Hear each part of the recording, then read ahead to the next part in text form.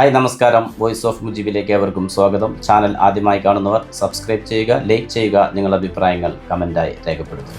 India England semi final മത്സരം India 7 റൺസിന് ജയിച്ച് ഫൈനലിലേക്ക് മുന്നേറുമ്പോൾ ആർക്കൊക്കെയാണ് നന്ദി പറയേണ്ടത്? എന്തൊരാവേശത്തിൻ്റെ മത്സരമായിരുന്നു മുംബൈ വാങ്കഡെ സ്റ്റേഡിയത്തിൽ നമ്മൾ കണ്ടത്. വാങ്കഡെ സ്റ്റേഡിയത്തിൽ നടന്ന ആ മത്സരം അവസാന ഓവർ വരെ ലക്ഷോപലക്ഷങ്ങളാണ് ശ്വാസമടക്കി പിടിച്ചിരുന്ന് ആ മത്സരം കണ്ടു തീർത്തത്.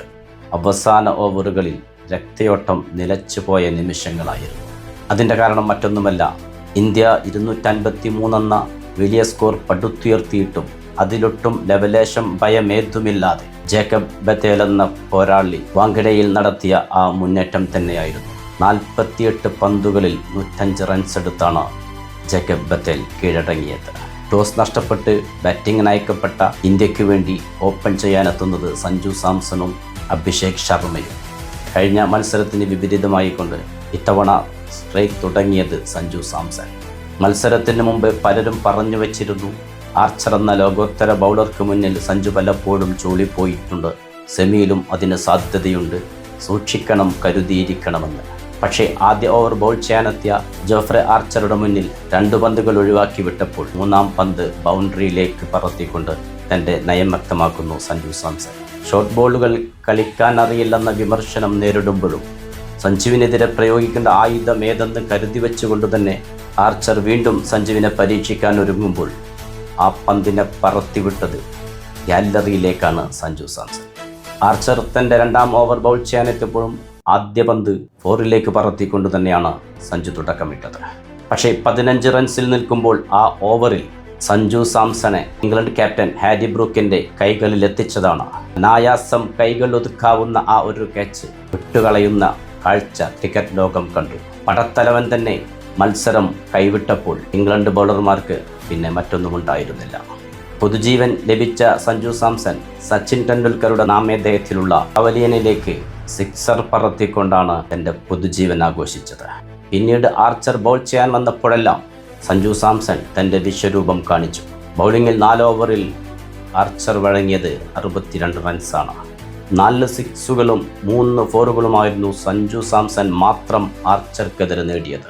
പക്ഷേ എന്നിട്ട് പോലും മത്സര ശേഷം സഞ്ജു സാംസൺ പറഞ്ഞത്, ജോഫ്രെ ആർച്ചർ ലോകോത്തര ബൗളറാണ്, പലതവണ അയാളുടെ ബൗളിങ്ങിൽ ഞാൻ വീണുപോയിട്ടുണ്ട്, പക്ഷേ ഇത്തവണ കരുതി തന്നെയാണ് വന്നത്, ഇന്ന് എൻ്റെ ദിനമായതുകൊണ്ട് ജയിച്ചു കയറാൻ സാധിച്ചു എന്നാണ്. തുടരെ 2 മത്സരങ്ങളിലാണ് സഞ്ജു സാംസൺ ഇന്ത്യയുടെ വിജയശില്പിയാകുന്നത്. വെസ്റ്റ് ഇൻഡീസിനെതിരെ 97 റൺസ് എടുത്തും ഇംഗ്ലണ്ടിനെതിരെ 89 റൺസ് എടുത്തു. കുറച്ചു നാളുകൾക്ക് മുമ്പ് ഇനി ഈ വേൾഡ് കപ്പിൽ തനിക്കൊരു മത്സരം പോലും ഉണ്ടാകില്ലെന്ന് കരുതിയെടുത്തു നിന്നാണ് സഞ്ജു സാംസന്റെ തിരിച്ചുവരവ്. അതുകൊണ്ട് തന്നെയാണ് സഞ്ജു സാംസന്റെ ഓരോ ഇന്നിങ്സും ചർച്ച ചെയ്യപ്പെടുന്നത്. ഒരു ഘട്ടത്തിൽ ഇന്ത്യൻ ടീം സെമി പോലും കാണില്ലെന്ന് ഇന്ത്യൻ ആരാധകർ പോലും ഉറപ്പിച്ച നിമിഷത്തിലാണ് സിംബാബ്വെക്കെതിരെയുള്ള മത്സരത്തിൽ തിരികെ കൊണ്ടുവരുന്നത്. തിരികെ എത്തിയ ആദ്യ മത്സരത്തിൽ തന്നെ ഇന്ത്യക്ക് വേണ്ട സ്വപ്നതുല്യമായൊരു തുടക്കം നൽകിക്കൊണ്ടാണ് അന്ന് സഞ്ജു സാംസൺ പുറത്തായത്. പിന്നീട് വെസ്റ്റ് ഇൻഡീസിനെതിരെ മത്സരം ജയിച്ചാൽ മാത്രം സെമിയിലേക്ക് മുന്നേറാം എന്ന ഘട്ടത്തിൽ 195 റൺസ് ചേസ് ചെയ്യാനിറങ്ങി ഒരൊറ്റയാൾ പോരാട്ടത്തിലൂടെ 97 റൺസ് എടുത്ത് പുറത്താകാതെ നിന്നുകൊണ്ട് ഇന്ത്യയെ വിജയത്തിലേക്ക് എത്തിച്ചുകൊണ്ട് വീണ്ടും അത്ഭുതം സൃഷ്ടിച്ചു ആ മലയാളി താരം സഞ്ജു സാംസൺ. ഇവിടെ ഇതാ ഈ സെമി ഫൈനലിലും ഇംഗ്ലണ്ടിനെതിരെ 89 റൺസ് എടുത്തുകൊണ്ട് ടീമിൻ്റെ വിജയനായകനായി മാറിയിരിക്കുന്നു സഞ്ജു സാംസൺ. ഇന്നത്തെ പ്ലെയർ ഓഫ് ദ മാച്ച് പുരസ്കാരം ഏറ്റുവാങ്ങുമ്പോൾ സഞ്ജു സാംസൺ പറഞ്ഞ മറ്റൊരു വാക്കുണ്ട്, ഇതിനർഹൻ യഥാർത്ഥത്തിൽ ബുംറയാണ്. ബുംറയുടെ ആ ഓവറുകൾ ഉണ്ടായിരുന്നില്ല എങ്കിൽ ഈ അവാർഡ് വാങ്ങാൻ ഞാനിവിടെ നിൽക്കില്ലായിരുന്നു, ഫൈനലിൻ്റെ ആഘോഷം നടത്താൻ ഇന്ത്യൻ ടീമിനാകില്ലായിരുന്നു. ബുംറയുടെ ബൗളിംഗ് തന്നെയാണ് ഇന്ത്യയെ ഫൈനലിലേക്ക് നയിച്ചതെന്ന് സഞ്ജു സാംസൺ വിലയിരുത്തുന്നു. അതുകൊണ്ട് തന്നെയാണ് ചോദിച്ചു പോകുന്നത്, ആരോടൊക്കെയാണ് നമ്മൾ നന്ദി പറയേണ്ടത്? 18-ാം ഓവറിൽ വെറും 6 റൺസ് മാത്രമാണ് ബുംറ വിട്ടുകൊടുത്തത്. 19-ാം ഓവറിൽ 6 വഴങ്ങിക്കൊണ്ട് തുടങ്ങിയ ഹാർദിക് പാണ്ഡ്യ പിന്നീട് വെറും 3 റൺസ് മാത്രം വിട്ടുകൊടുത്തൊരു വിക്കറ്റും നേടി ആ ഓവറിൽ വിട്ടുകൊടുത്തത് വെറും 9 റൺസ് മാത്രം. ഹാർദിക് പാണ്ഡ്യയുടെ കരങ്ങളും ഉണ്ടായിരുന്നു ഇന്ത്യൻ വിജയത്തിന് പിന്നിൽ. ഹാരി ബ്രൂക്കിനെ പിറകോട്ടോടി ആ ഉയർന്നു താന്ന പന്ത് തൻ്റെ കൈകളൊതുക്കുമ്പോൾ ഇന്ത്യൻ ആരാധകർ ഗാലറിയിൽ ആർപ്പുവിളിച്ചു അക്സർ പട്ടേലിനു വേണ്ടി. അക്സർ പട്ടേലിൻ്റെ അത്യുജ്വല ക്യാച്ചുകളും ഈ വിജയത്തിന് പിന്നിലുണ്ട്.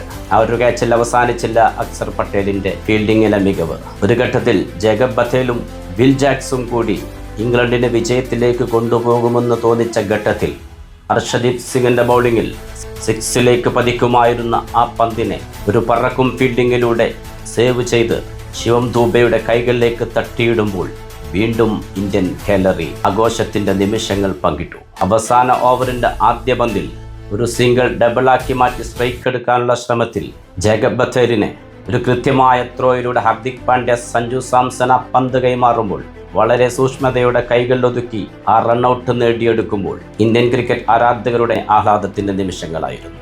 അങ്ങനെ ഒട്ടനവധി ആവേശത്തിന്റെയും സമ്മർദ്ദത്തിന്റെയും ആഘോഷത്തിന്റെയും നിമിഷങ്ങൾ സമ്മാനിച്ചുകൊണ്ടാണ് ഇന്ത്യ ഇംഗ്ലണ്ട് സെമി ഫൈനൽ മത്സരം നമ്മിൽ നിന്ന് കഴിഞ്ഞു പോയത്. ഇനി ഇന്ത്യക്ക് ചാമ്പ്യന്മാരാവാൻ ഒരേ ഒരു ചുവട് മാത്രം. ആ ചുവടും കരുത്തോടെ നടന്നു കയറി ന്യൂസിലൻഡിനെതിരെ അത്യുജ്വല വിജയം നേടിക്കൊണ്ട് കപ്പുയർത്താൻ ടീം ഇന്ത്യക്ക് കഴിയട്ടെ എന്നാശംസിച്ചുകൊണ്ട് നിങ്ങളുടെ സ്വന്തം വോയിസ് ഓഫ് മുജീബ് പുതിയ ക്രിക്കറ്റ് വിശേഷങ്ങളുമായി നിങ്ങളിലേക്ക് വീണ്ടും എത്തും. ചാനൽ ആദ്യമായി കാണുന്നവർ സബ്സ്ക്രൈബ് ചെയ്യുക, ലൈക്ക് ചെയ്യുക, നിങ്ങളുടെ അഭിപ്രായങ്ങൾ കമൻ്റായി രേഖപ്പെടുത്തുക. Good bye.